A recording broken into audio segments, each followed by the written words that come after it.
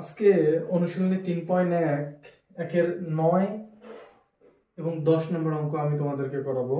9 এবং 10 নম্বর অঙ্ক দেখো, আমি আগেই তো এখানে তুলে রাখছি 9 এবং 10 নম্বর অঙ্ক আমি আগে তুলে রাখছি। একটু তোমরা দেখো আমি কিভাবে করি। এই 9 এবং 10 নম্বর অঙ্ক করার জন্য একটা সূত্র আছে, সূত্রটা আমরা ব্যবহার করব এইভাবে।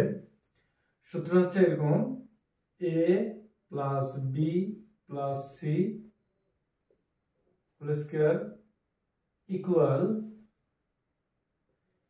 a square plus B square plus C square plus 2ab plus BC plus CA.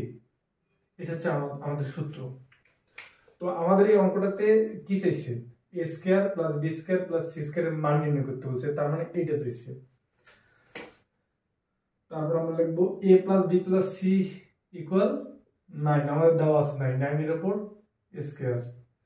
তারপর লিখবো a square plus B square plus C square plus 2, এটা আমাদের গুণ অবস্থায় আছে, তাহলে হচ্ছে ab plus BC plus C এর মান হচ্ছে 31।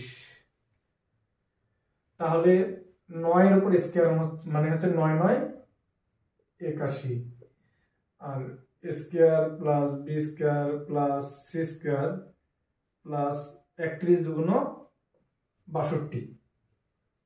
আমরা 62 কে আমরা এখন এই পাশে নিয়ে আসবো, তাহলে 81 62 কে এই পাশে সমানের এই পাশে নিয়ে আসলে আমাদের মাইনাস হয়, মাইনাস 62।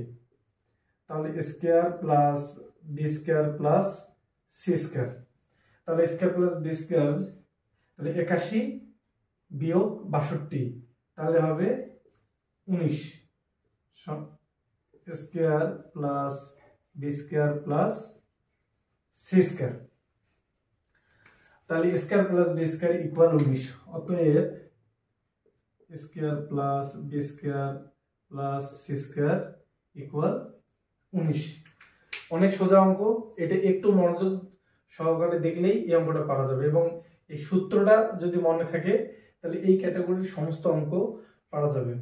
সো আমরা পরের অঙ্কটাতে যাই, 10 নম্বর অঙ্কটাতে দেখি 10 নম্বর অঙ্কটাতে কি আছে।